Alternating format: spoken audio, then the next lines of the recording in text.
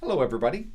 Thanks for joining me at the T.O.P.P on this Monday, February 4th, 2019. Hope everyone's doing well. Today, I am joined by an actor named Troy Mundle. We met way back, I guess the show was Stargate Universe, and he was doing stand-in. But he is really an actor and does lots of different independent work as well. If you go to his IMDb page, you can see that he has 25 credits for acting on top of all of the commercials and music videos that aren't even listed on there. He's produced and written and directed and done all kinds of stuff. He had his own web series from 2013 to 2015 called Single and Dating in Vancouver, and he ran that show, which is great. He also worked on the short that was a fan film called Bucketheads, and this was being a stormtrooper. And it's a short little video you can see on YouTube. It's amazing. He worked in La Buena as a homeless man, and it had a Leo nomination last year. And he also acted in a play. The play was called The Dreamer Examines His Pillow, and ran last December. And also the short that is coming out right now, he's in, called Stalwart. So he's a great guy and has a lot of really good information and gives really good advice to anybody who's an independent filmmaker. So everyone give it up for Troy Mundle.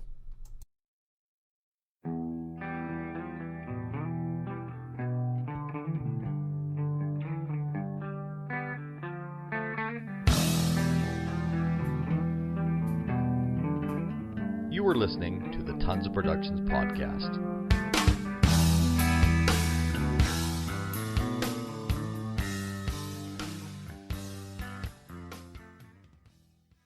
Anyway, so let's get to you. How are you doing? What have you been up to? I noticed that you're doing the theater.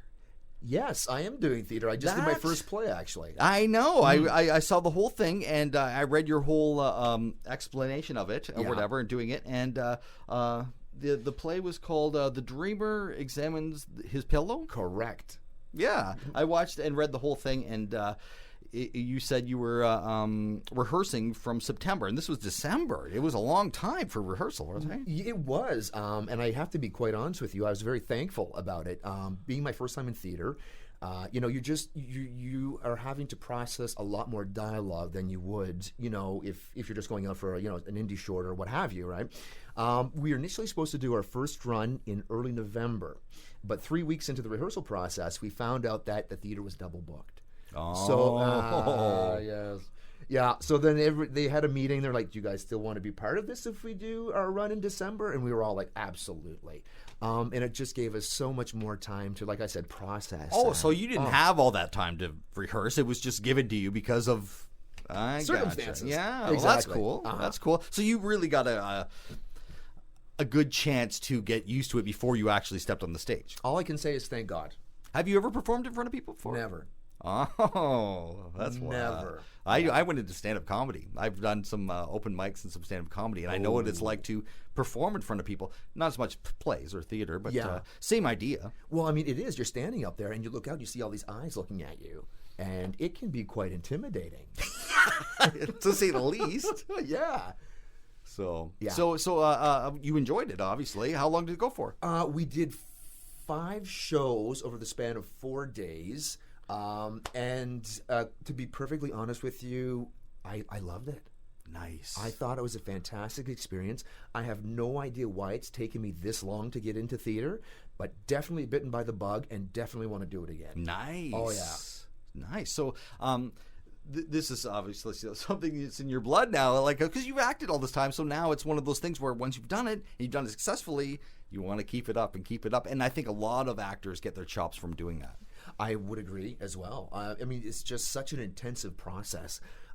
You're not day calling. You're with these people for, September to whatever your rehearsal schedule is, for 4, 5, 6, 7 hours, 4 or 5 times a week. You really get a chance to get in there and explore and build relationships and, have full character arcs. It was... Yeah. And that's one of the things you notice when you're on set too, the theater actors and film actors. I think you notice that within Like when you act with someone, can you tell the difference when they're classically trained and when they're some guy who's done a couple parts? I don't know. Like the difference, because I live in a film town where lots of people do acting, not just actors. Like just anybody wants to be celebrity. That's what it is, right? Yeah. So, but real actors act, and you do this all the time. You keep it up. It's not like something you just do for a hobby or whatever. This is your life. Yes, exactly. Yeah. And that's a different thing. And I've got a lot of friends that do that as well, and get all the different parts in different shows, because there's lots of shows here. There's tons. But theater acting isn't big in Vancouver. Not, unfortunately. Toronto, big time. There's theater everywhere. There's community theaters everywhere. There's on every corner. Unfortunately, there's not that much here. I've noticed that because I moved here back in 2006. Okay. But I have, thankfully noticed that the theater community has grown here. So there's a lot more going on than there was back in the day. Right. And yeah, I noticed the New Yorker Theater is getting plays. It's not the New Yorker anymore. I forget what the name is. The Stanley? I don't know. It's on Commercial Drive. Oh, right. Down by Pender or Georgia or something? Yeah. Anyway. Not sure. I noticed an actual theater, a theater for plays or whatever, which is strange because it's always been just the Queenie, and there's a couple downtown, right? There's a couple downtown. There's a couple of big ones. And then you've got kind of, there's a few smaller ones. There's that fantastic little spot, Granville and 7th. It's in the French language building. Okay. Yeah, there's some really nice plays that go on there. Where else have I seen? Yeah, there's a couple of other spots that escape me right now. Yeah, well, let's start actually where you came from. Let's start with your story, because it's interesting. Obviously, you came here in 2006, so I only met you. You were here a couple years. What I may have. Yeah, we would have met 2008ish, 9ish, somewhere in that neighborhood. Yeah. So you were born in Ontario. I was not. Oh, you weren't. That's a born? rumor. It's a vicious rumor.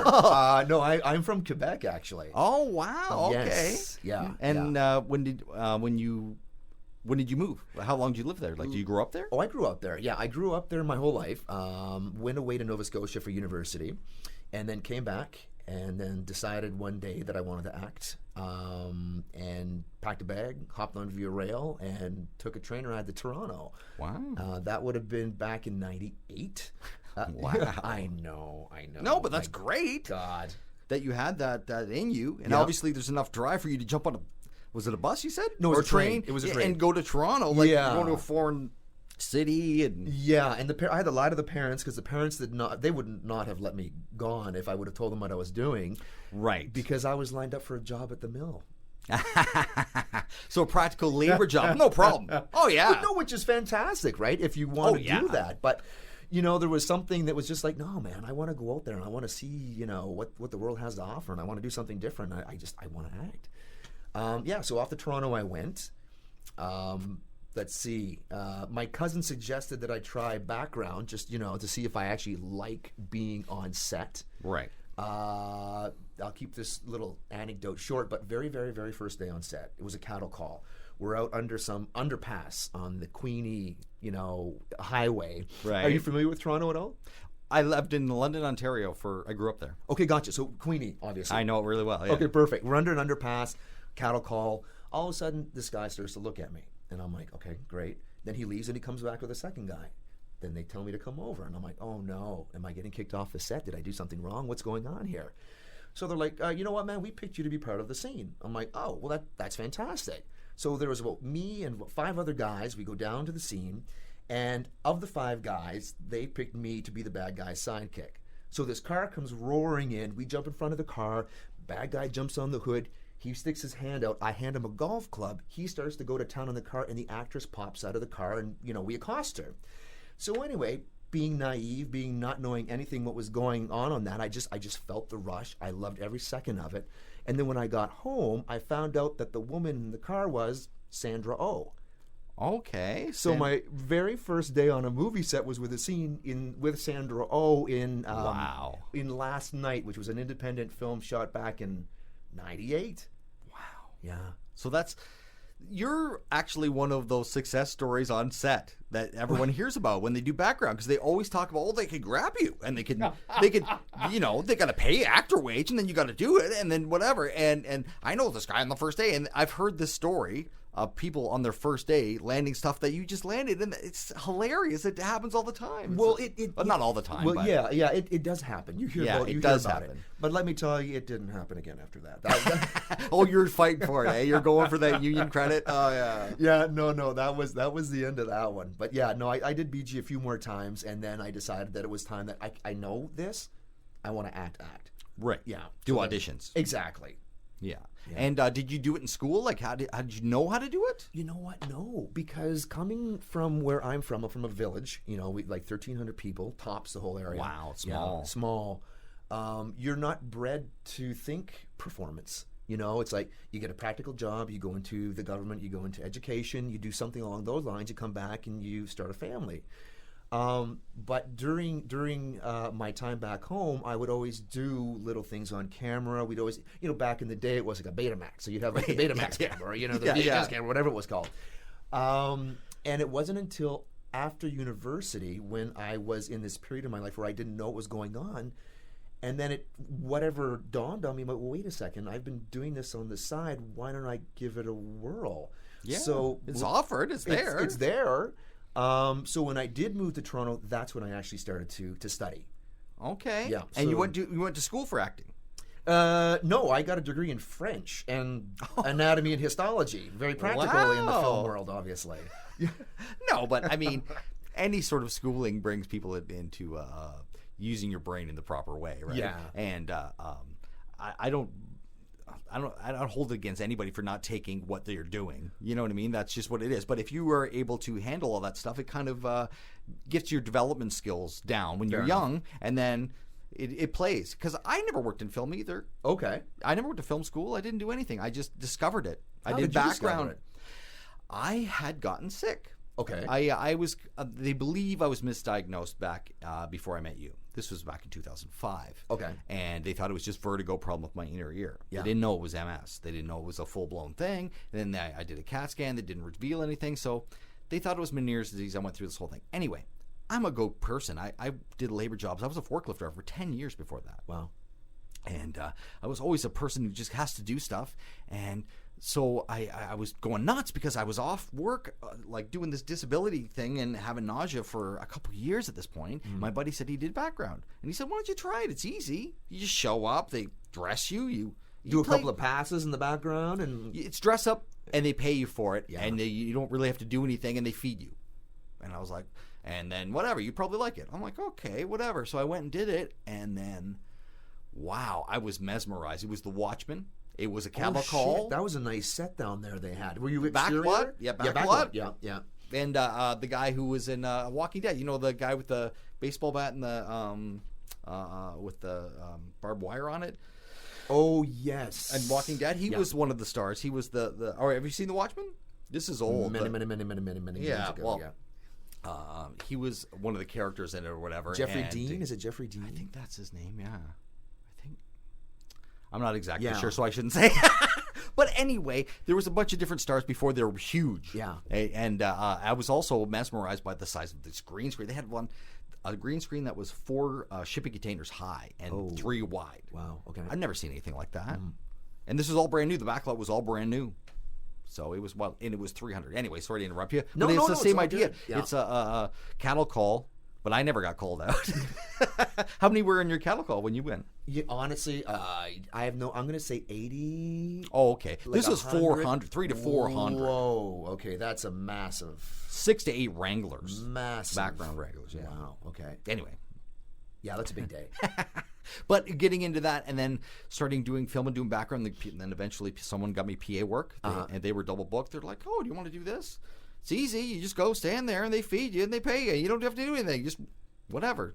Don't watch parking or watch the door. I'm like, okay. I started doing that. Boom, full time.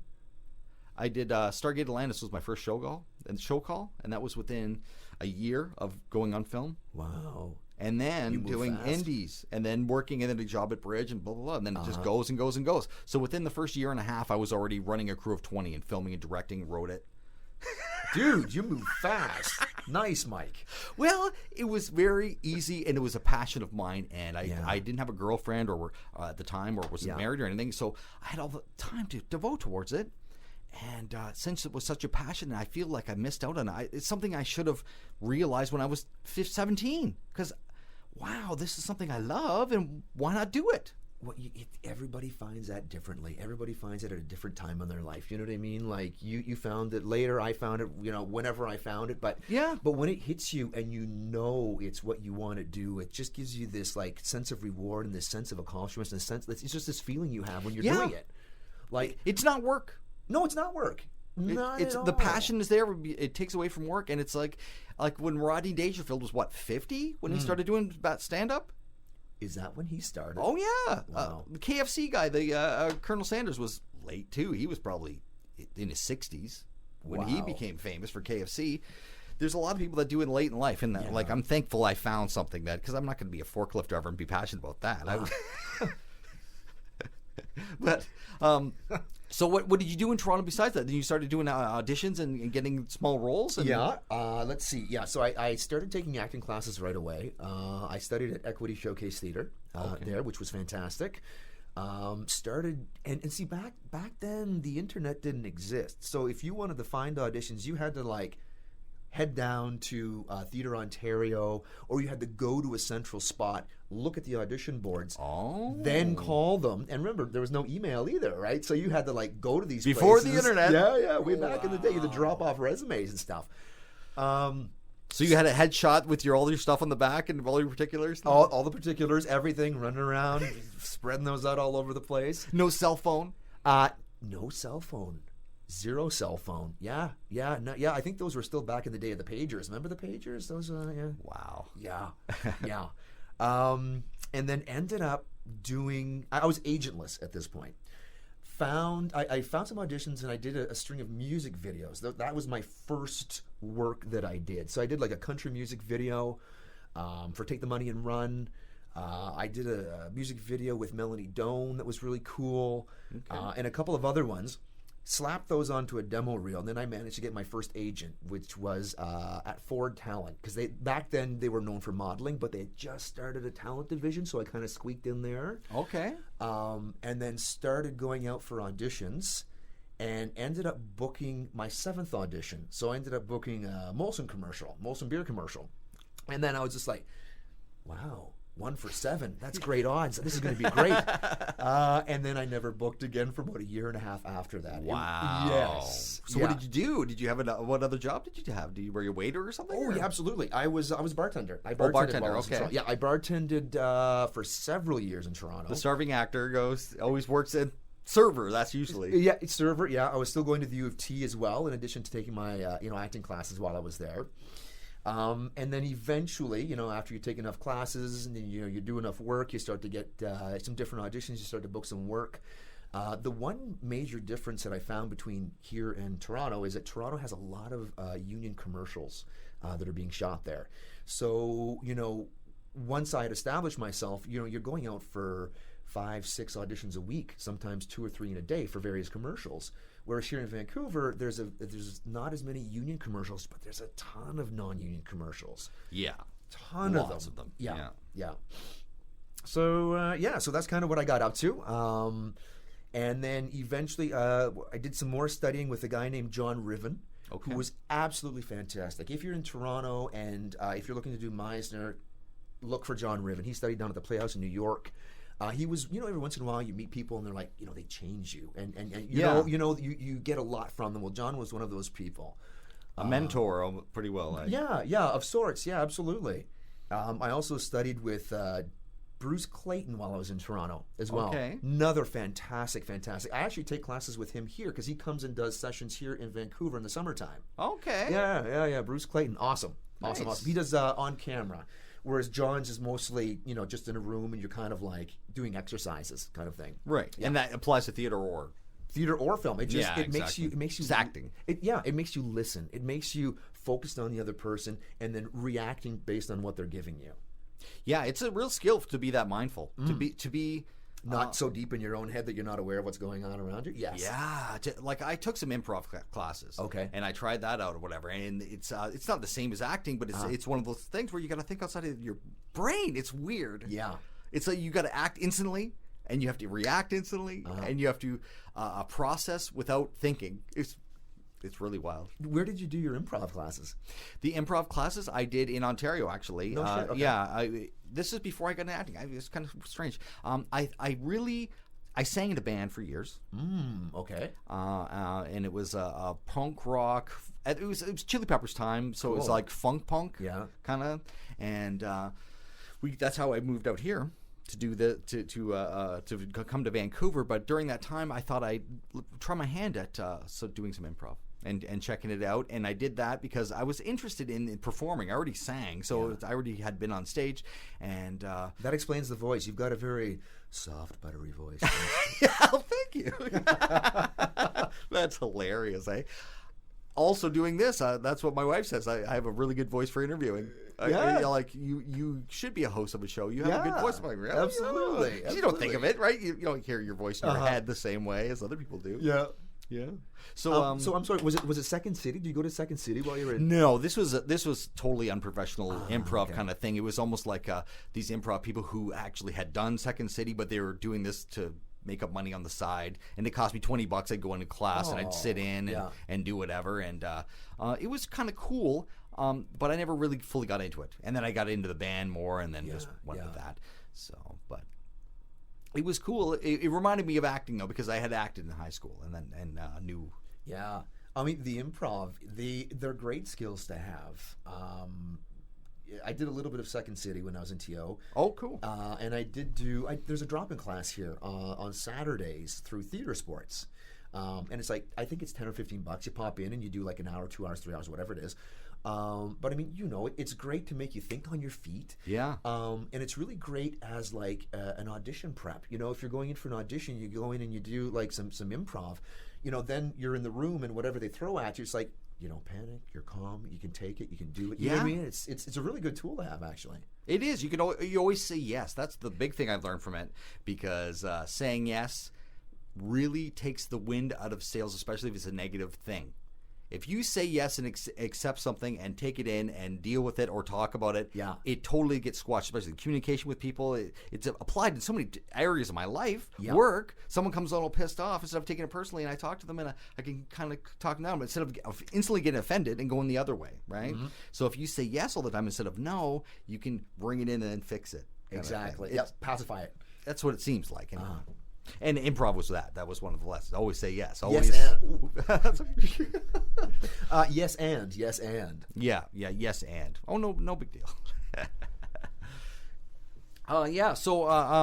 So you did all the commercials in Toronto, and then when you decided to come to Vancouver because you just knew it was a bigger thing, or people had told you it was a bigger.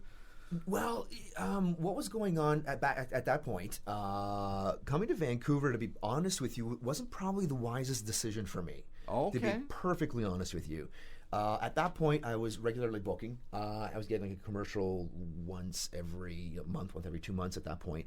I was in class with John Riven, and a lot of my peers were coming out here.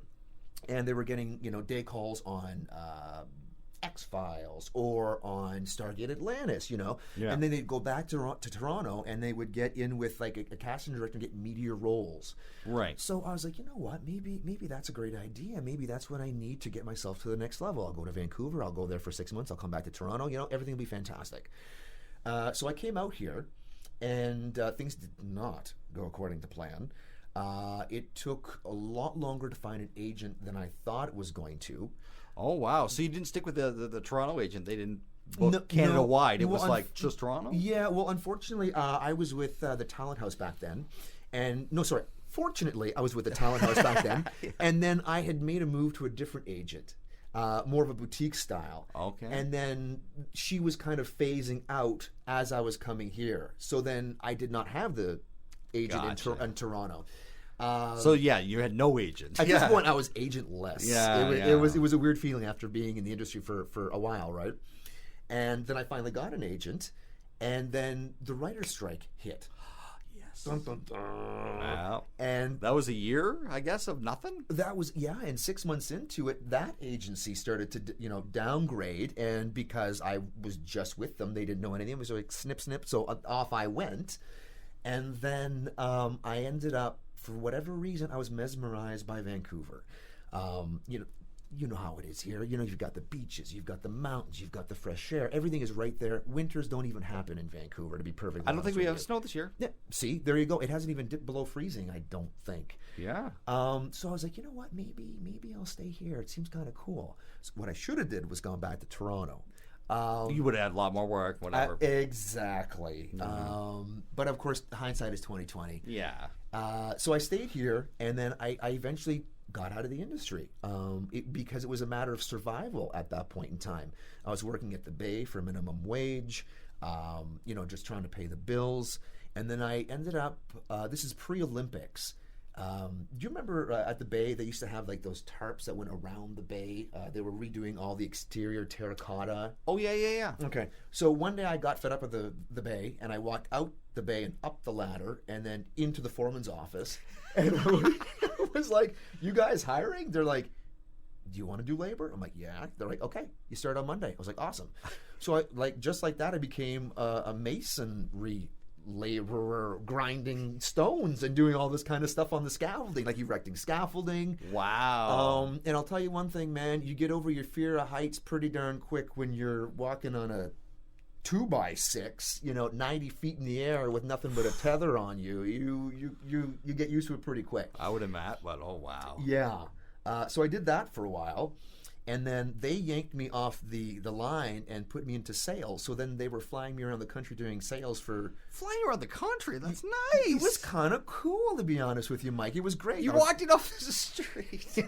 Just think, I was chocolate boy at the Bay, setting up their Christmas displays with chocolate. And then next thing you know, I'm going down to here to do this. I'm going down there to do this. It was a fun job. I enjoyed it. And then finally, after about 2 years of this, I was like, you know what? There's something missing. This is great, but I got to go back into film. And so I contacted my friend Jen, who's a talent agent here, and she's like, well, why don't you try BG? And I'm like, no, there's no way, no. Yeah, I heard that's taboo if you want to get roles. Exactly. The BG's a bad word. Don't say that. And she's like, no, it's different. But I remember, because BG it's different when you're doing it in Toronto than when you're doing it here, and I found that out. There is differences. Right. There are. So she convinced me to do BG. I did BG one day, and then they were like, hey, listen, you don't normally stand in, but can you stand in? So I stood in because someone got sick. It was like Smoking Aces. So it was like the one Tom Berenger's in. So I remember, I saw that movie. No, you were very awesome. Yeah. So I stood on there, and then I was lucky enough to stand in with Finn Michaels, who, if you work in the industry, it is Finn Michaels, right? Finn, super tall guy. Okay, yeah, I can't remember. Okay, I worked in film, so names. Okay, gotcha. So there's Phil Finn and Michael, and they were fantastic. They're like, oh, here's this younger guy. We're going to show you the ropes how to stand in. So basically, they gave me a clinic all day long. And then the next day, they're like, hey, listen, we need you to photo double someone. Do you mind if we dye your hair black? Wow. And I'm like, okay, what's the show? They're like, Stargate Universe. And it led to that. So I went in, and they're like, you're standing in you're photo doubling for this guy named Louis Ferreira. I'm like, okay, cool. So I go in, and it's like the very first episode, the gates exploded. He's unconscious on the ground. So they just needed a body to lay on the ground, so he doesn't have to do it all the time, right? So I'm there, and I'm just minding my own business, minding my P's and Q's. And the second AD was Vinny Coates, and he just comes up to me and goes, hey man, do you feel like standing in? I'm like, absolutely. He goes, okay, cool. So, and next thing you know, I started standing in for Louis then. Nice. Wrote out the 2 seasons on Stargate Universe. Then I was asked to come back and stand in for him on Motive, so I did Motive first year as well. Nice. So you're following them. That's perfect. Absolutely. It was great, man. And I mean, like I said, we've developed a friendship, and he is one of my close buddies, man. We stay in touch. We talk all the time. He's like a brother to me now, and nice. He's great. I feel very fortunate.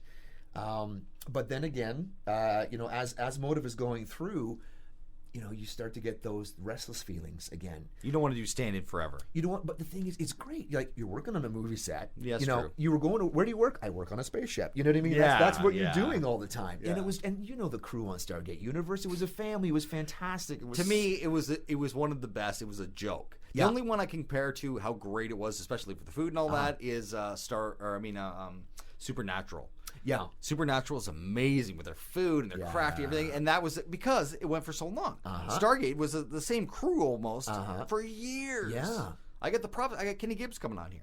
You do? Yeah. Prop master Kenny Gibbs. Yeah. Oh, no way. That's awesome. Because, all my friends from back in the day, right? So, and he had worked on that show for years. Yeah. Like, so many people on that show. So, anyway, it was awesome that you got on there. So, you got to do like 3 years in a row. 3 years in a row. Yeah. You caught that wave and rode it out. By fluke. You know what I mean? Just by fluke. So wrote it out. And then in 2000, no, it would have been 2012, I was like, okay, you know what? This is great. I love this. This is great, but I need to act. I need to do something. And that's when I was like, you know what? No one knows me here. No one's going to give me... You're under the radar. I'm way under the radar. Yeah. I'm going to start writing my own shit and see what happens. So I ended up writing this little comedy action thing, which back in the day was called Salt and Pepper. Okay. And then just because it was very heavy stunts, I knew that there was going to be a very heavy price tag to it. Right. So I put insurance and stuff. Oh yeah, it was big time. And then weapons. You know how that is. Yeah, that's a lot of money. So I put that on the back burner, and I ended up writing a web series called Single and Dating in Vancouver.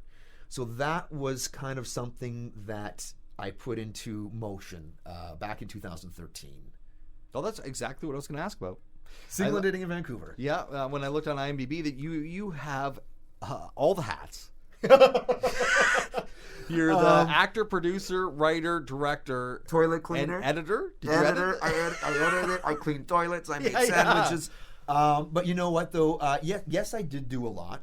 But as you know, as an independent filmmaker, when it's your project, everything does fall on your shoulders. The crafty guys just show up. Oh, it's you. Yeah. What? Yeah. I'm adding that to my list of. But I mean, I can't say that I did it by myself.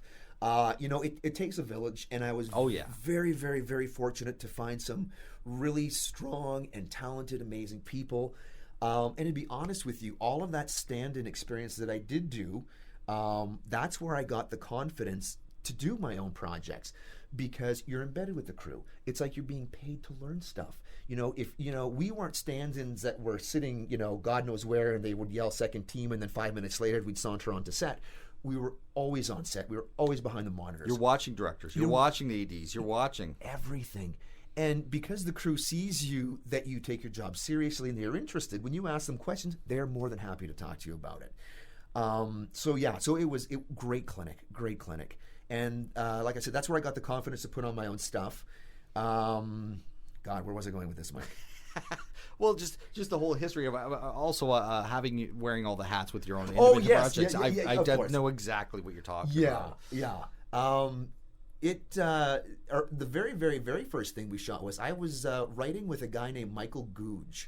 We would get together and do writing sessions on Sundays was our day. Okay. And we'd each go off, we'd each come up with ideas, and then we would come back on Sundays and then pitch to each other. And whichever ideas were the better ideas, then those are the ones that we kind of flush out and move forward with. So Michael was a very big fan of the short form sketch comedy. He was very strong with that. Yeah. But for some reason, I wanted a little bit of a longer form, serialized drama, drama or comedy, whatever it was. And when we did start, that's the kind of the form that we took with Single and Dating in Vancouver. And season 1 went well. We were very ambitious. What was it on? Because I never even watched it. I didn't know about it at the time. Oh, no way. It's on web. It's on YouTube. Oh, okay. This is back in 2013. So I don't want to say infancy of web series, but I do remember back in that day that web series was a bad word. Yeah. It was awful. Like, you didn't say we're making a web series, because web series back then were a joke. They were of inferior quality. They were inferior acting. They were inferior production quality. Whereas we call this an online series, or we called it a digital series. And we went longer form. We were very, very ambitious. We wanted to play Vancouver for Vancouver. We did 1,000,001 exterior shots. We focused on the city. The city's actually like the fifth character in the actual storyline. But we started on digital camera. We had a 2-camera setup. We had digital SLRs for the first couple of episodes. Yeah.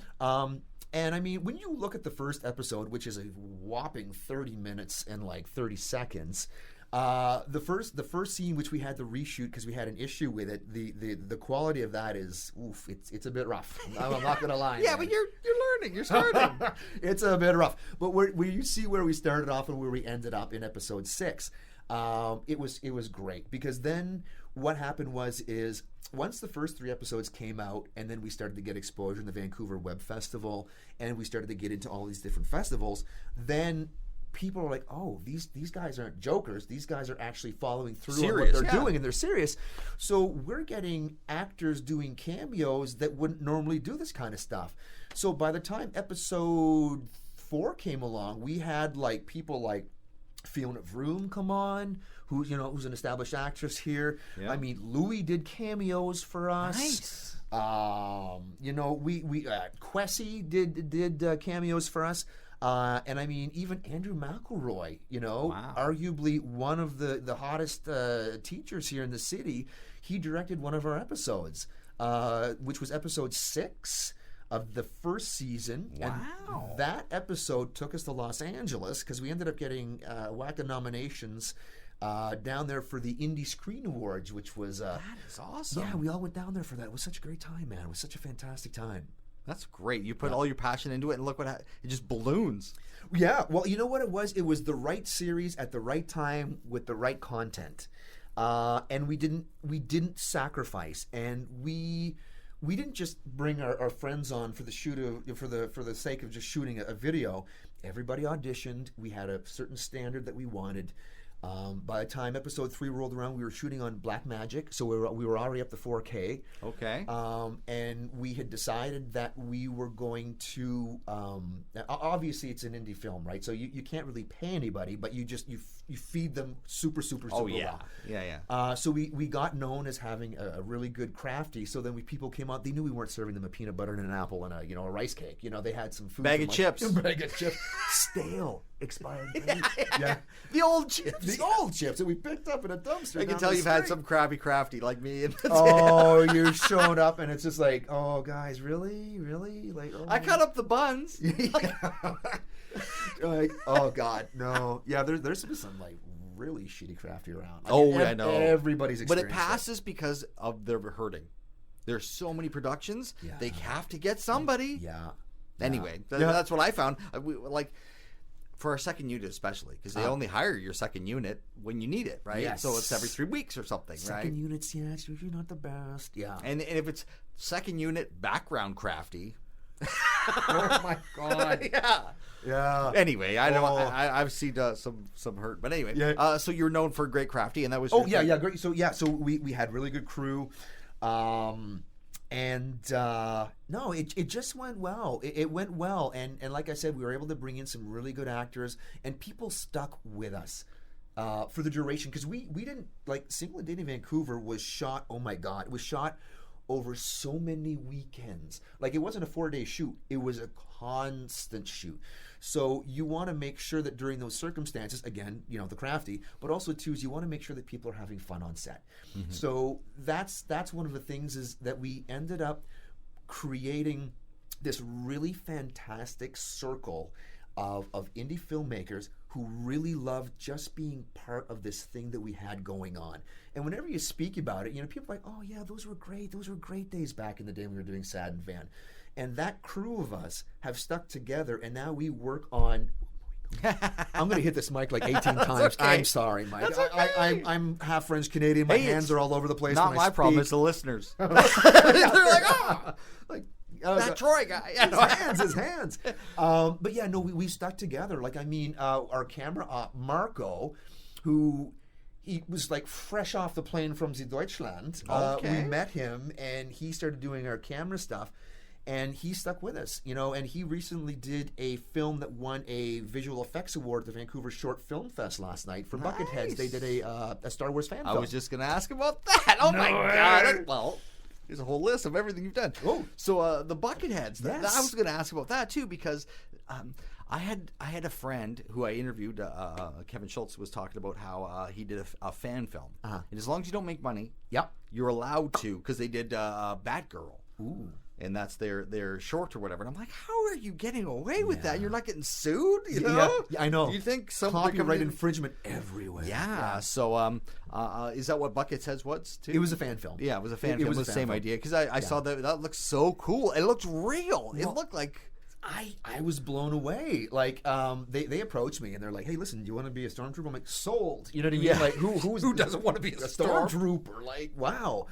Like at this point in time, Marco works on set. He's I think he's a second AC at this point. Okay. He works in the camera department, and he also does his DPing on the side, on the weekends and stuff. Like everybody trying to get ahead.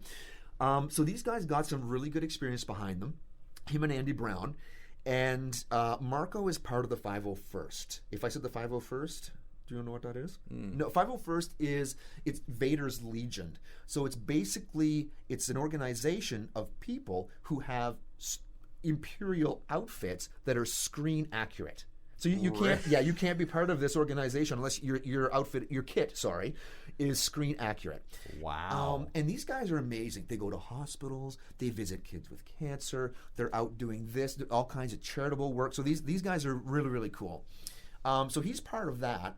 And then he had mentioned that he wanted to do a Star Wars fan film. And then all of a sudden, everybody's volunteering. Can I do this? Can I do that? Everyone loves Star Wars. Everybody loves Star Wars. And so basically, have you seen the trailer for it? Actually, it's online. Yeah, I saw the whole trailer. That's what I was saying. Okay, awesome. It was amazing with the late, when the you're shooting the guns, all that blasts. stuff. I was like, that looks real. Doesn't it? Well, not that it's not real, but you know what I mean. Yeah. But it's not George Lucas. Exactly. Yeah. Or Disney at this point. Yeah, Disney. Sorry, I forgot. Yeah, they bought it. Yeah. Yeah. But in the 501st is a visual effects artist who did visual effects on Lord of the Rings. Wow. So he was just like, you want some help with the visual effects? I'll give you some help with the visual effects. So, I mean, that's his work. Those are his blaster shots. Wow, that's why it looks so good. Oh my God. Yeah, it's legit. Like when you see those blaster shots, you're like, those are legit. Yeah. I was really blown away watching the trailer for sure. Yeah. Oh, yeah. It was such a great experience. It was shot in a live paintball field in South Surrey. Panther Paintball, I believe. I know it was. Panther Paintball. I've been there tons of times with Arrow, with Supernatural. Everyone films there. Oh, yeah? Oh, yeah. Yeah, great location. Great location. Yeah. I'll tell you one thing, though. When you're in those Stormtrooper kits, you realize how unforgiving they are for movement. Okay. It's like wearing a robot suit? Well, you know how in Star Wars A New Hope, when the Stormtroopers are on they do this kind of trot back and forth? Right. There's a reason for that. You can't move in those things. Right. And then there's something called armor bites.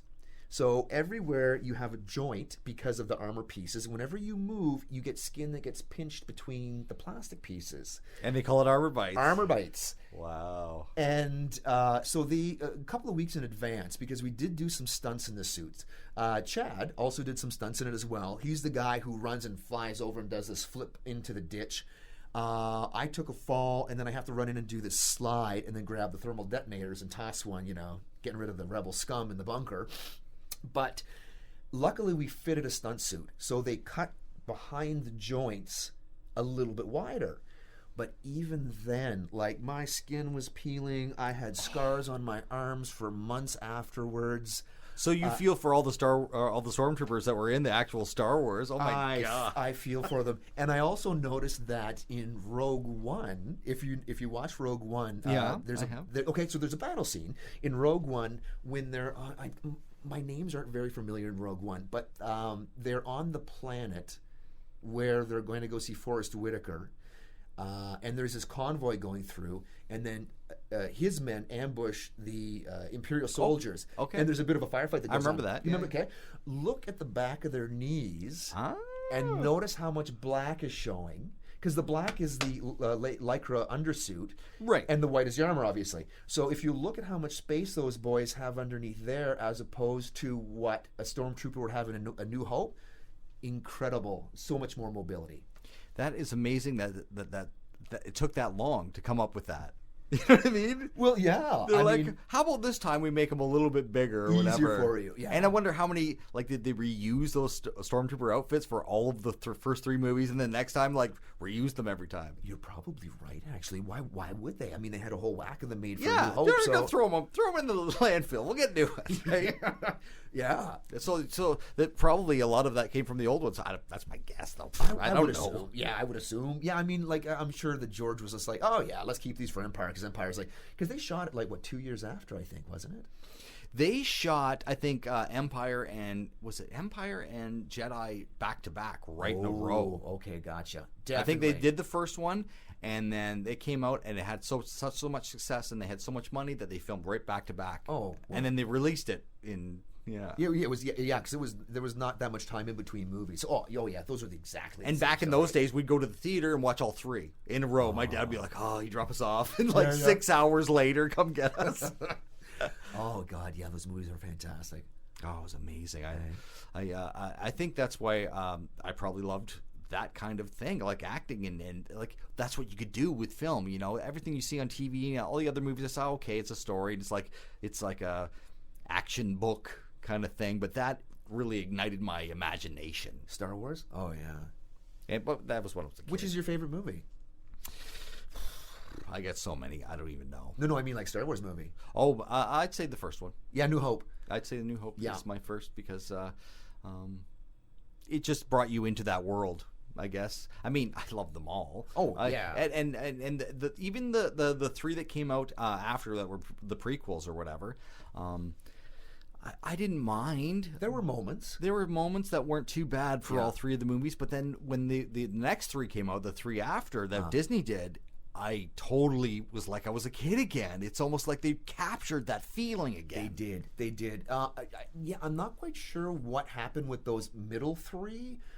They took them into a different direction. Like, I don't feel like they needed to be like that, given the advances that they had by the time Jedi rolled around.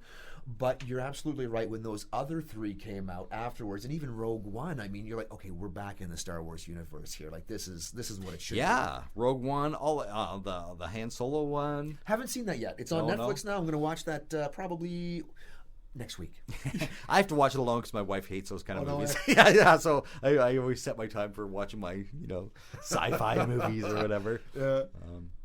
That's great. And that wasn't very long ago, that Bucketheads, right? Was that last year? Yeah, that was shot last September. I'm sorry, not this past September, but the September before. Oh, it was okay. Oh, wait a second.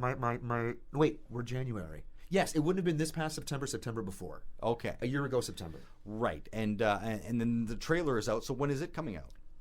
Bucketheads? Yeah. It's online. Oh, it's online now. Yeah. Oh, okay. Oh, yeah. Sorry, I didn't. I thought it was just trailer because I saw that. No, yeah, the trailer's there, but no, it's online.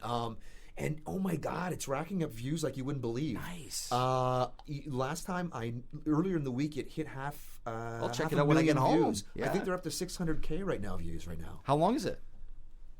11 minutes. Oh, so it's a little okay. Yeah, and it's really great because it is from the Empire's perspective. Yes, no, that's what I got right from the trailer or whatever. I got the feeling I'm like, oh, this is gonna be cool. Oh yeah. Yeah, but that's all I saw was the trailer. Oh dang! I wish I had found it. Oh yeah, but I will now look for it for sure. Yeah, and watch that. It's quick, it's nice. And the production quality is fantastic. It was a lot. Yeah, it would be a lot of fun for sure. So after that, let me think here. I already talked about most of the stuff. It's hilarious. I go through, but the acting in the plays, the stand-in stuff you did. Wow, you've done a lot. You have like 25 actor credits, and that is on IMDb, and that is from 2002 or something. Oh yeah, you have way more than that, obviously, from before. Or no? Well, I mean, I've got commercial credits, and I've got like music video credits, which are completely different. Right. But no. My first actual credit was on a show called Queer as Folk, which was really. I saw that. Yeah. Which was huge back in Toronto back then. Nice. Yeah. Okay. So that is legitimate of what it is. But yeah, I had a friend that DP'd music videos and commercials and that kind of thing. It's none of it's on IMDb. And you look at it, and you're like, why did you take a 2-year break? But no, he worked his ass off for those 2 years. It's just that it's not on there. That's the process. Yeah. Yeah. I liked when I ended up working at Parallel, or it got bought out by White's LES. I got to know a lot of different people from different productions, which is really cool, and talking to all these different things and getting to know commercials and getting to know what's really going on. And it really blew my mind about how much there is in Vancouver. And was it last year was the record, and this year they're on track to set the record again. I know. Which is what, 70 productions or more? It's insane. It's like the 90s, like the mid 90s. You know what I mean? That's how good it is here now. And I mean, it's great because we weren't getting this for a number of years. You know, we had some pretty lean years here for a while. Oh yeah, the writer's strike. When you go to auditions, is there a lot of people there still? No. Has it slowed down? Well, I mean, depends on what you're going in for, right? Specific. Yeah, exactly. Normally, when you go in, there's like four or five people for your group, or for your role. You know what I mean? The cop or whatever. Yeah. So you've got the taller guy, the shorter guy, the skinnier guy, the bigger guy. You know what I mean? So they have those different flavors when you go in. Right. But as far as busy, yeah, it's been a good year for auditions. Actually. Nice. Yeah, which is really nice. Nice. Yeah, I've been out of it since, I guess I left in about 2016, so it's been a while. But I keep an eye on it, obviously, in doing this kind of thing and seeing what's going on. And I have so many different people I'm interviewing that are just from all these massive shows, and half of them didn't go to film school or do anything. They just took an interest. Yeah. A friend of mine said, "Oh, you can hold a paintbrush? You're in the union." Yeah, there you go. Yeah. And his big thing was, they're pulling them off the streets. Anybody. I tried to get an IATSE, actually. There was a time I did some set dyke, actually, oh, okay. which was kind of fun. I enjoyed it. I was doing it, not IATSE, but there's another union here, ACFC. Okay, yes. I did a few days on dragged across concrete. Okay. Which was Vince Vaughn and Mel Gibson. Wow. Yeah, which was kind of cool because you get to see Mel Gibson in real life, you get to see Vince Vaughn in real life.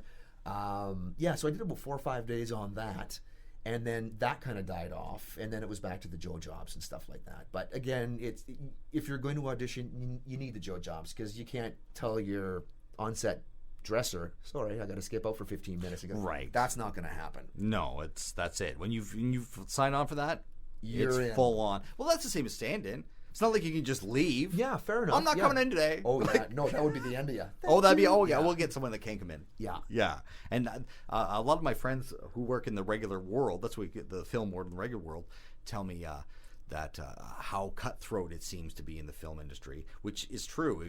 If you're not going to do it properly, I'll get someone that can, and I'll forget your name. I don't care, right? And it's that cutthroat. It's crazy.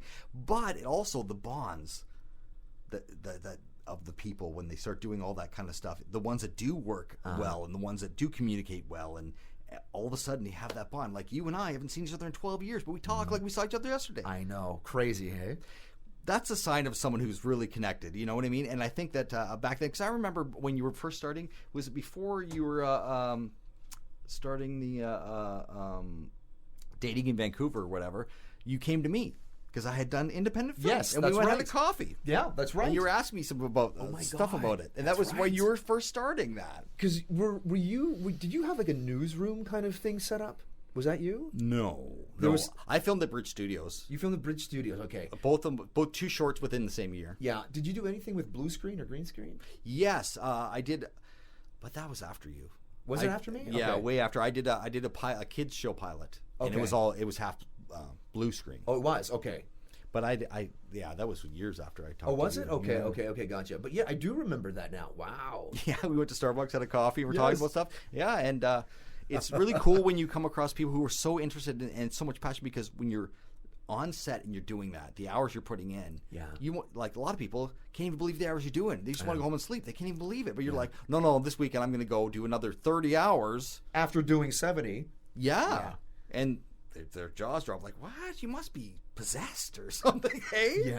Yeah. I mean, I don't know about yourself, but I know that you put me into any job, and after 2 hours, I'm like, oh my God, Oh my God. You throw me on a film set, 15 hours, happy as a clam. Yeah. And it doesn't matter. Yeah, same Doesn't as me. matter. I can stand there for 15, 18 hours. I stood once for 24 hours Wow.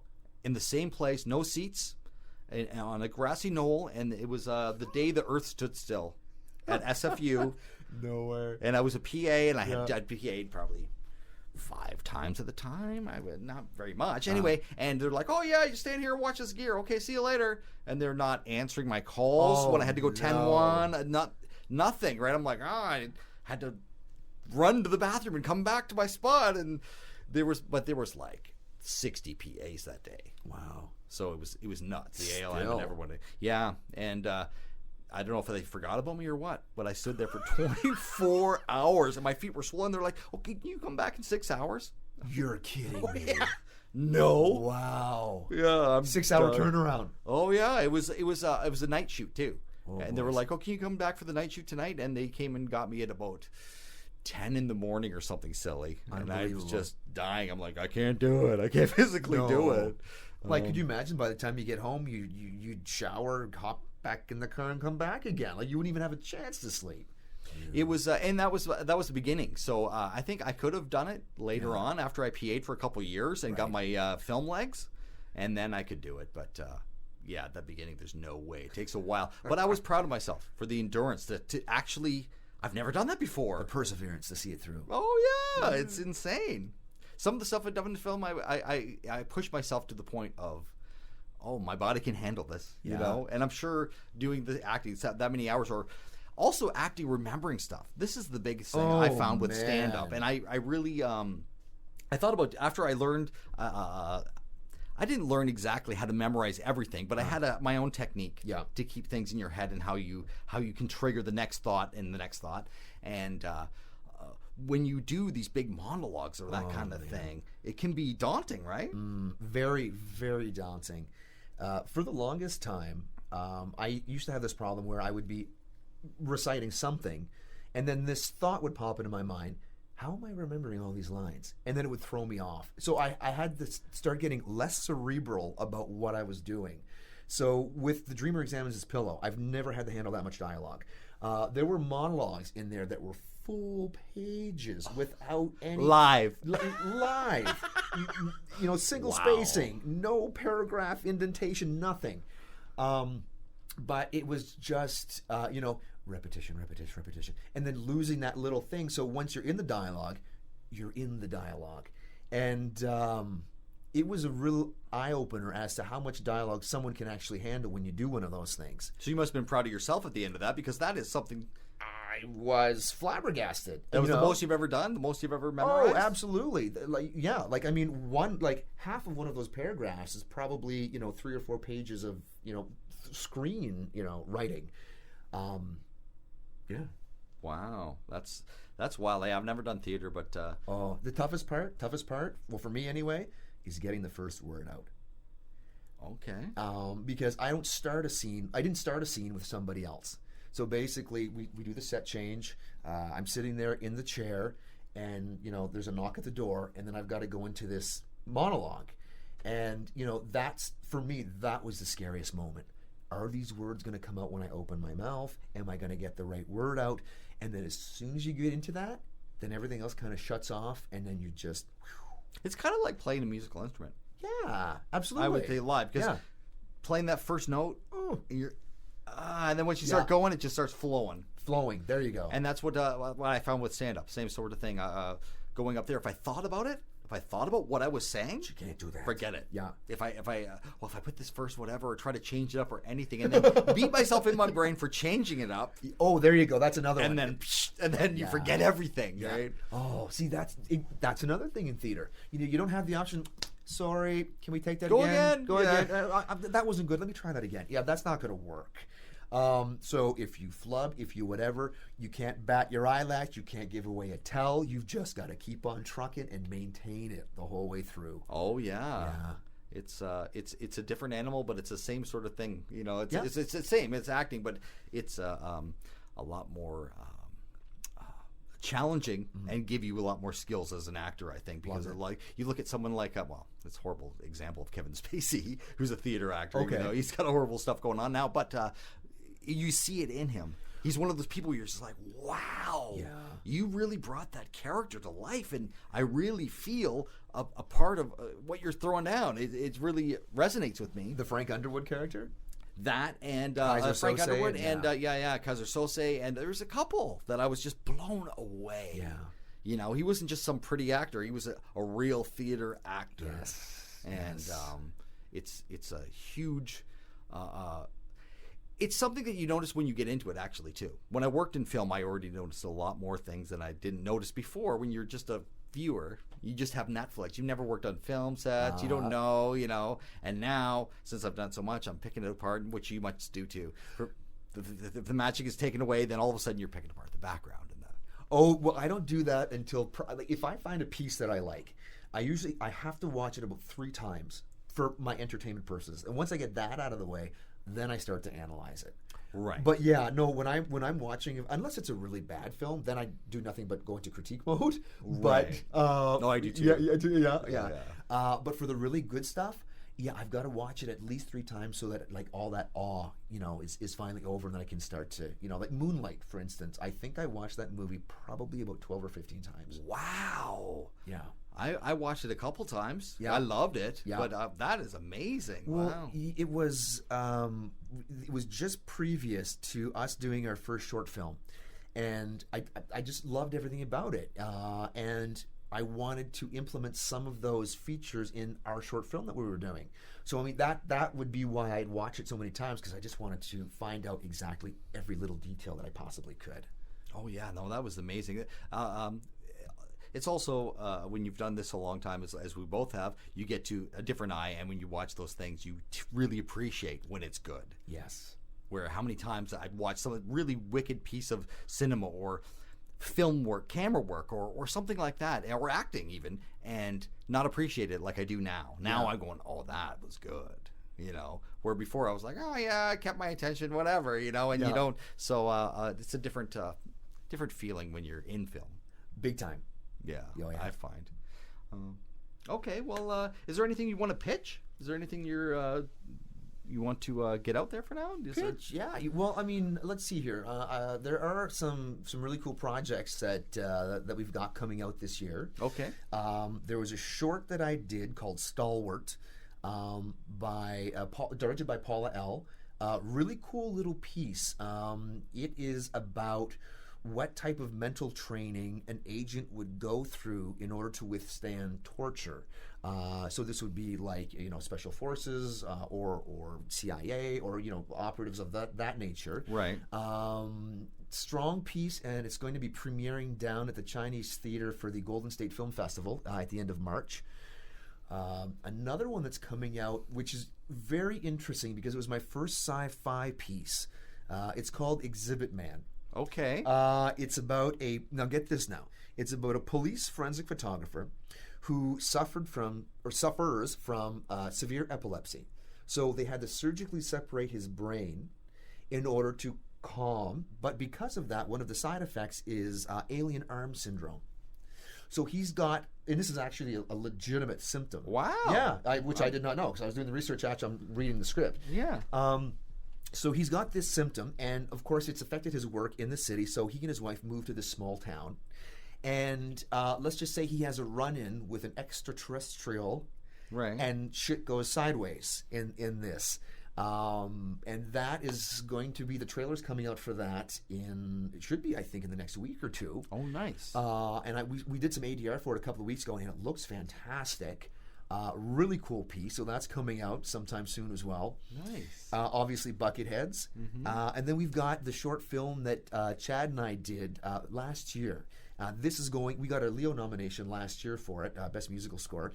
And it's a very pertinent film. We're going to be going through the film festival circuit, and then we're going to pop it online probably by the end of this year. Mm-hmm. But unfortunately, inspired by the opioid crisis that's going on the downtown east side. Oh, that makes sense. Yeah, because I saw some. Yeah, yeah. It's one of those. It's not to give too much away, but it's more of an impact piece. and it's meant to be thought-provoking. Because when you go downtown, to the downtown east side, and you look around and you see these people, I find that you can become desensitized. You know, it's another homeless person. It's another homeless person.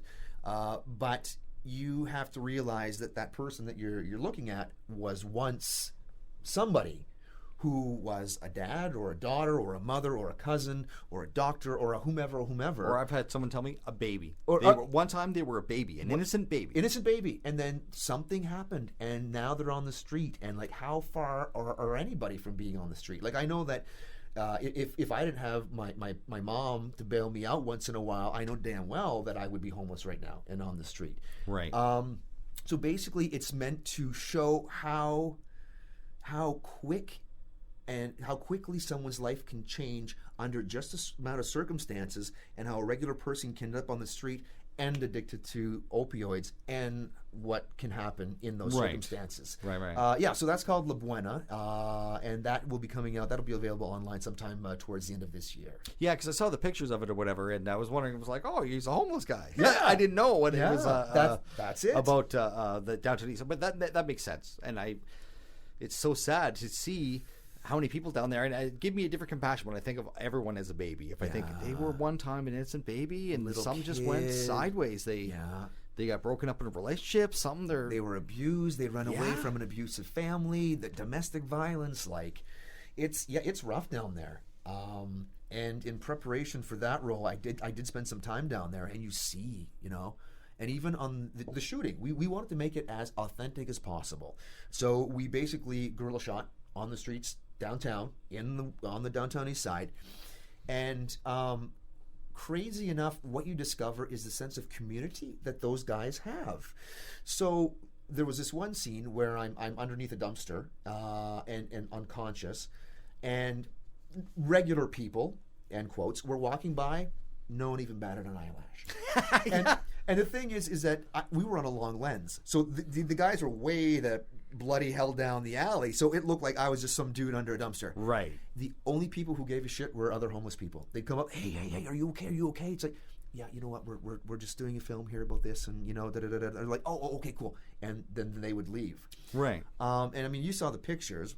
Yeah. So I had to go into a Starbucks. The girl was painting your hand when you were by the dumpster? Oh, yeah, that one. Yeah. Anyway, you were going to Starbucks. We went into Starbucks, and I forgot that I was dressed like this.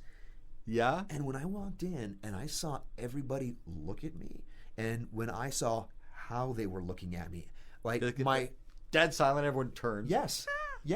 Because I walked in like Troy, but really I was the homeless guy, and like my heart sank. I'm like, this is what it feels like to be homeless, to walk in anywhere to get anything, to do anything. I was just like, oh my God. And it really gave me some perspective doing that. It was very, very eye-opening. But that would give you empathy on and compassion towards people that have lost their way like that. It's amazing to me. Yeah, and we had some big names in that too. Have you seen The Revenant? Yes. Okay, Elk Dog.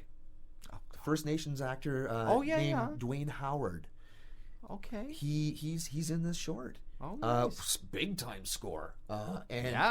Big time score. And in the movie, he plays the mentor. So he's been through it. He's clean, and he's trying to help. Robbie is his name. Robert is his real name. My character's name, and he's trying to help Robert get out of what he's into. So he's playing the mentor role. And Aaliyah O'Brien. Aaliyah O'Brien. Yeah, big name. She's on ABC's Take Two right now. Oh yeah. If you were to look at her picture, like, oh, of course I've seen her. Yeah, no, I know. Yeah. I'm the same. It's so bad working in film when people say someone's name. I'm just like, oh, I don't know. Yeah. Whoop.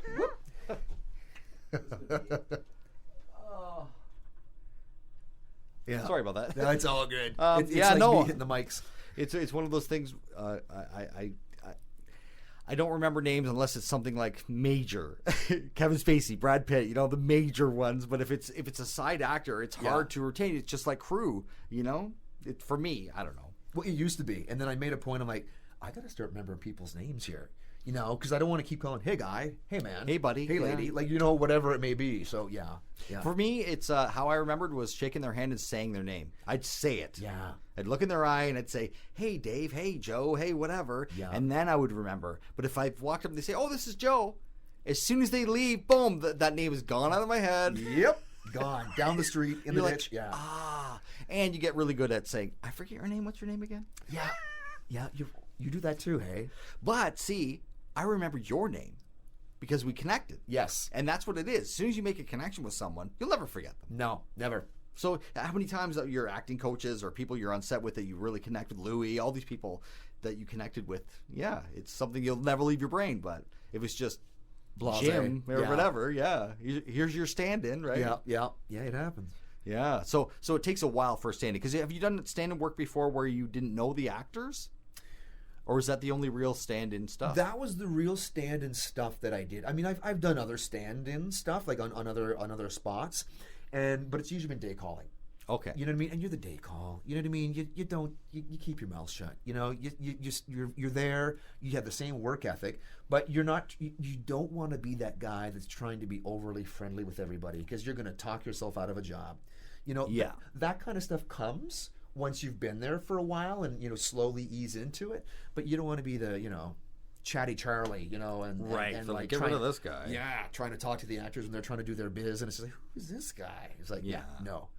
No, so in that situation, you just listen to the first AD, and that's it. Oh, yeah. He called me out, I go there, I do the thing. Yeah, exactly. And if there's any notes, you know, you check with your camera op or the DP, do you want this communicated to the actor? And they'll be like, yes, or no, I can tell them. And then it's like, okay, cool.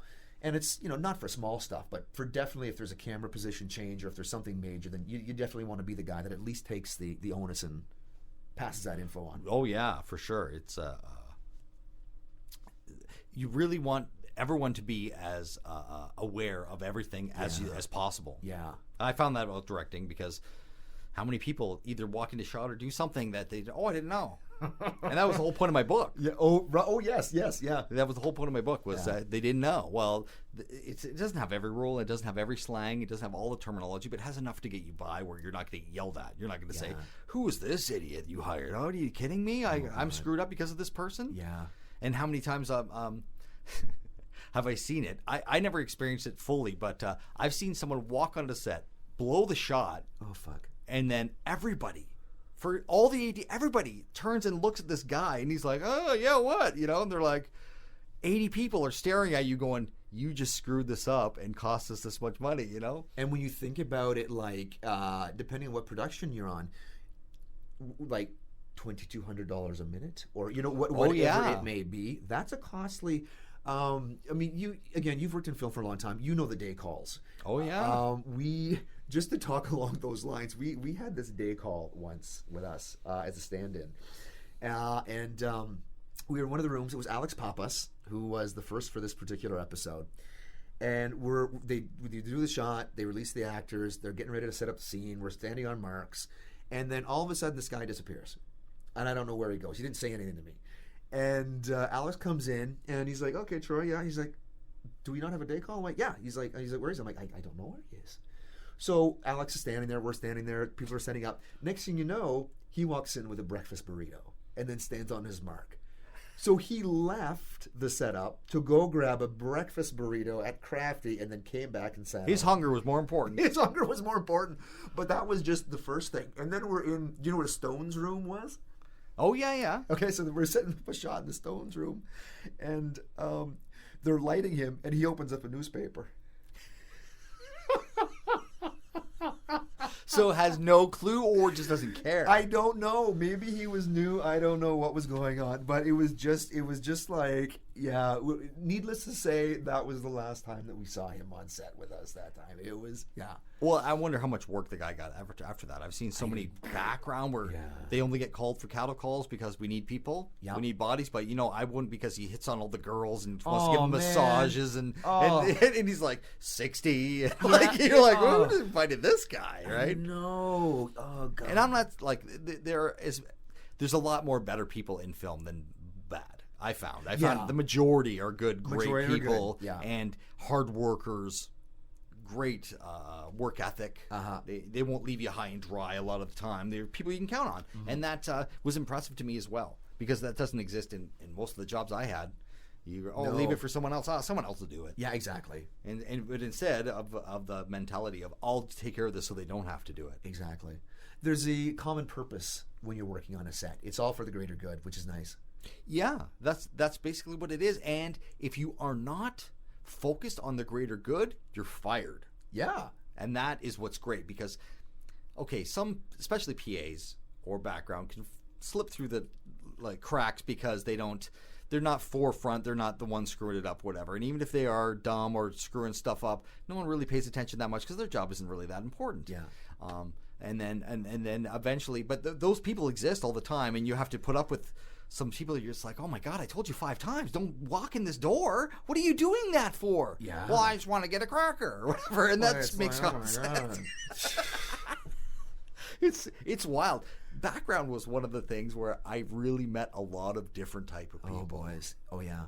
It was amazing, but I had so much fun, and if I had a chance, I would do it again. I can't because of my illness, but if I got better, I would go right back into it, because it was one of my favorite things to deal with, not only all those people, but to see there. It's almost like film school. You sit there and you watch everything that happens. Yeah. And it was really a growing experience, and I saw how everyone worked together. And then when I directed my own thing, then I went back and watched the directors on the show on Stargate or on Supernatural or whatever, and watched them doing how they communicated, what they did. Yeah. And I would volunteer I would say yes, just like the improv. I would say yes, and I volunteered one time, and it was a lighting seminar, and they said, oh, can you volunteer for this guy? I'm like, okay. And it turned out to be Andrew Lisney who did it, and he was the DP for all of the Lord of the Rings. Oh, boys. Okay, wow. And I don't know if he did The Hobbit. I don't know. But he was in town doing the first Planet of the Apes movie. And he had a talk, and I'd volunteer. I didn't even know the guy. I don't know, right? Whatever. So I go in there, and I volunteer, and I talk to him outside, him and his wife, and I don't know he's the guy. I go in, he's on stage, and he's the celebrity of living, and everyone's like, oh, I paid $150 to come hear him talk. Wow. And I heard his whole talk for free because I volunteered as a PA to set up all the chairs and all the... And that's how I got it. I'm like, oh, wow. Yeah. So I learned that if you volunteer your time, you can get really good information without actually forking out. Yeah. Think of all those guys. But all the guys that were there were wanting DPs that were working in functions. So they made a lot of money. So $150 to them is... Oh, pocket change. My God. I get the loonies out. Yeah. It's like 5 cents for us. Oh, that's wild, too. And being around big, humongous actors must be really a wild thing, too. Because who's the big... Besides Louis, obviously, he's a really good friend. Oh, and he's done lots of stuff. Oh, yeah. And I remember when he switched his name. He used to be Justin Lewis. He used to be Justin Lewis. That was like within weeks of starting Stargate Universe. I thought it was the whole time, but yeah, I remember him telling me that. I changed my name back to my original, and it was all, and I was like, good for you, because the stage name went away. Yeah, that's right. Yeah, no, it was. I believe I met him as Justin Lewis. No, I may have even met him as Louis Ferreira, because I do know there was a bit of a change going on. But I only came in, I think it was a week into shooting the pilot episode, so I came in a little bit later. Okay. Yeah. So it maybe he, day one he was Justin Lewis, and by the end of the week it started to change. But yeah, I can't quite remember. Yeah, but he changed it, and I was like, well, good for you, because I just thought stage names is kind of a strange thing. A person who's not into acting or that kind of thing, you don't know. You've never had a stage name, or have you? No, but I've often thought about it. Oh, yeah? Yeah, I have. Well, you don't have a hard name to pronounce or anything. Well, no, but I feel like sometimes Mundle doesn't roll off the tongue. I've often thought of, because our ancestors come from Scotland via France. Okay. And we used to have like a Demanderville, or, something along those lines, or some derivative of. So I've often thought, maybe, but, I've never pulled the trigger on it. And, right. I mean, at this point in time, why would I do that? Well, because you have everything set up. Well, yeah, exactly. 15 years in, all of a sudden change it. Like, what's going on? Is he having a breakdown? What's this guy doing? Mundleville. Yeah, Mundleville. Yeah, no. No, yeah. Okay, yeah. And it actually is probably not as common as it used to be. It was very common back. I feel like everybody had a stage name. Yeah. I don't think Carol Burnett's name is Carol Burnett, do you think? No. I don't know. Yeah. I'm guessing that whole generation, all those people, they all had stage names. And that's what it sounded like to me. Yeah. But nowadays there's so much information. No one does it anymore because I can look you up. Yeah, exactly. On the internet. Exactly. Yeah. And what's the point then? At this point, no point. Yeah, and he comes from Louis comes from the old school acting. Big time. I mean, he's been working consistently since the early 90s, maybe? You know what I mean? Like, his resume is like 3 miles long. Oh, yeah. He's done it forever. And I knew him as Justin Lewis for sure. And then when I met him, I was like, oh, my God. And the other one that was really, well, all the actors were great on that show, but the other one that I got to know and was really great was Robert Carlyle. Oh, yes. He was such a sweetheart. I can't even... Anytime they ever say, like, you met a lot of actors. I met Tom Cruise. I met a bunch of people. And I'm not saying any of them are bad. Yeah. But what I'm saying is he's not a Hollywood actor, and he was a sweetheart. Yeah. Not that Louis is or anything, too. Yeah, I'm not saying anything bad about anybody, but I met him and his wife, and I think it was his mother or her mother. I can't remember. And I remember they came to set. They did a set visit, yeah. Yeah, and then I was filming my own Independence, and he got a copy and gave me advice and gave me his email. We talked back and forth, and he was a really cool guy. Yeah. He was a regular. I liked Robert, actually. Yeah. Because he went on to do Once Upon a Time after that. Oh, same stages.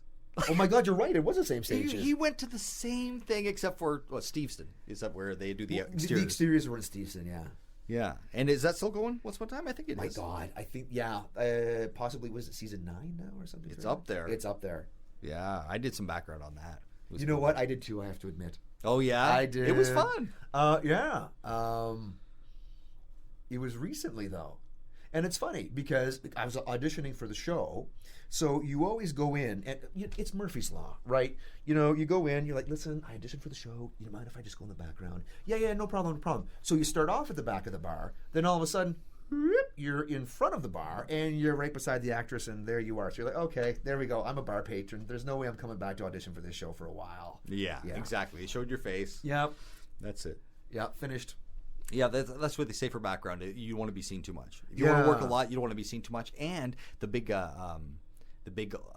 delusion of, or not delusion, but the big rumor, basically, of not getting in the union. You don't want to be in the union because you won't work. Yeah. If you stay non-union, you'll work all the time. But as soon as you get that union card, there's a million union people now. And every show, is it? I don't know if it's which way it is, but 15 people on a TV show have to be union? It's a percentage of the amount of background that they have. Oh, okay. Yeah. So, I mean, like... if there was 100... Oh, yeah. If there was 100 BG... I mean, I'm just pulling this out of thin air, but I think you need, like... It would be like 25 or 30. There's a certain percentage that it needs to be, if I'm not mistaken. Because I had done union gigs because there was only 9 background. And they said, we have to upgrade you to union because we need to have 15. Oh, no way. Yeah, and then features. I think it's 25. I think there has to be 25 union. Wow. Okay. And you can be union. Yeah. And take a non-union position to get work. Oh my God, no, thank you. And they offer that, and it goes the other way too. If you suit what they're looking for. Yeah. When I had a big beard, I used to have a huge beard and really long hair. I did Western. How fun is that? Yeah, I loved it. That? Actually, I lie. I did do background, and the only reason I did do it because it was on Warcraft. When you said the big beard, it made me... Yeah. And I'm like, if someone says, hey, do you want to do 15 days continuity background? No. Yeah, but for Warcraft, I was like, to get into one of those night outfits? Yeah, sure, I'll do it. Fantastic. Yeah. So that's your picture? On Facebook? Yes, that is the one. I was wondering because you're a knight in it. Yeah, I'm a knight. Yeah. So that's in one of the rooms, and they had just fitted us with the blunderbuss. It's whatever type of firearm that was in that time period, and they were just making sure that it hung correctly, and that we were in the weapons room. Yeah, it was a fun time actually. Cool. And how long was that? I was there for 15 days. Oh, that was okay. It was 15 days for me alone. Yeah, but I mean the shoot was like months. Oh yeah. And it was a tough one, man. Like not everybody could go into those suits because once you were in those suits, you weren't getting out. They weighed. Oh God, they weighed a lot. Because you actually, you had the felt blue suit. Then they threw on legitimate chainmail. It was metal. And then you started putting on the pieces, right? And then you get all that, you slap the helmet on, you get the sword, then if you get the shield, then you get the spear. You're looking at probably about 50 or 60 pounds worth of gear on you. Wow. And yeah, you're running around and you get heated. And there was a core of us that were doing this, but we'd see some day call come in and they're like, nope. Halfway through the day, they were like, they couldn't I'm do done. it. Like, Yeah. Oh, so wow. Yeah, it was a good experience.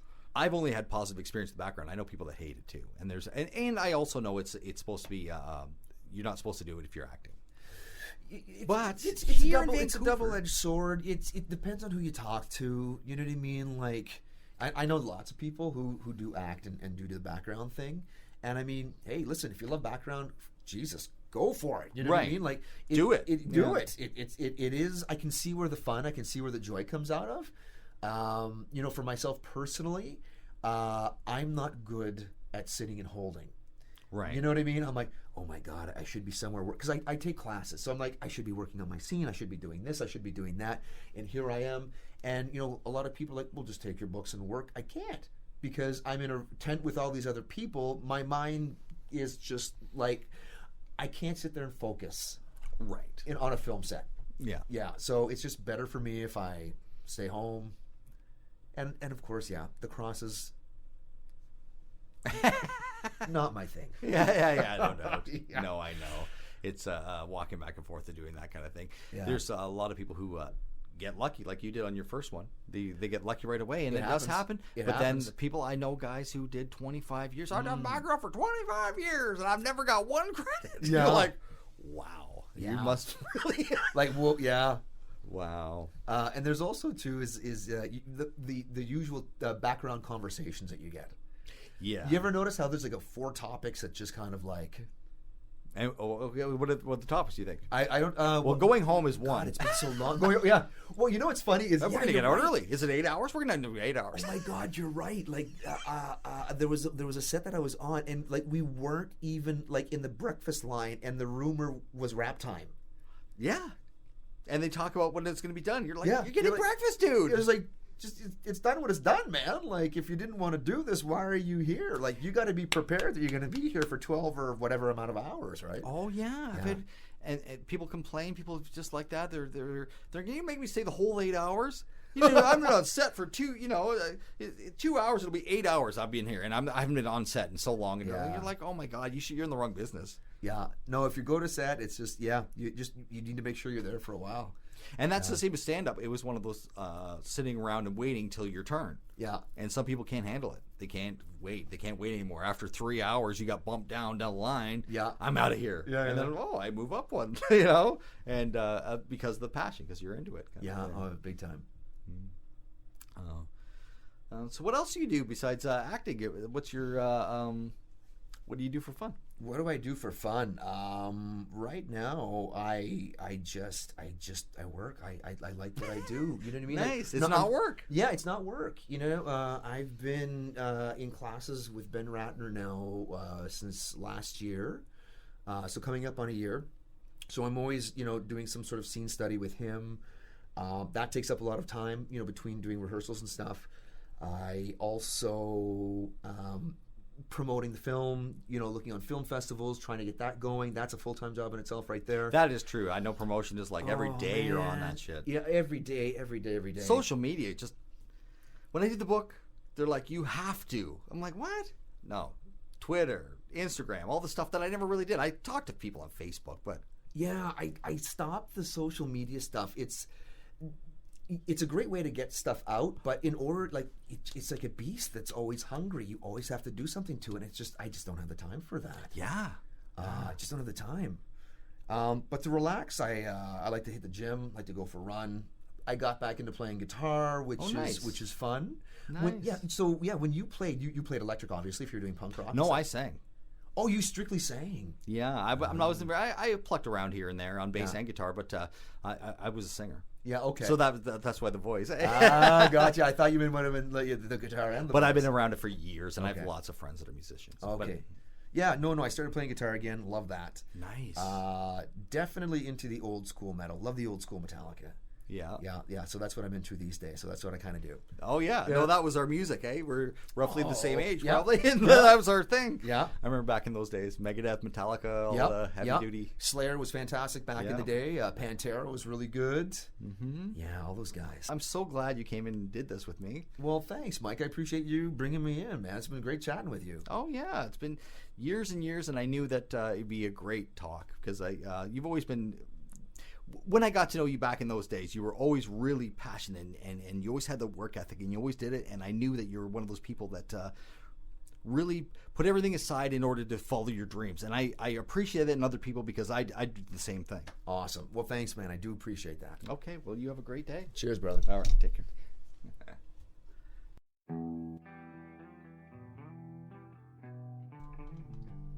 All right, that was great. I love sitting down and talking to Troy, catching up with him. It's been a really long time. Thank you for tuning in, and join me next week when I sit down with Giovanna Vargas and talk to her about her documentary. It's a really good show and a good interview. So you guys have a fantastic week, and I'll talk to you next Monday. Take care.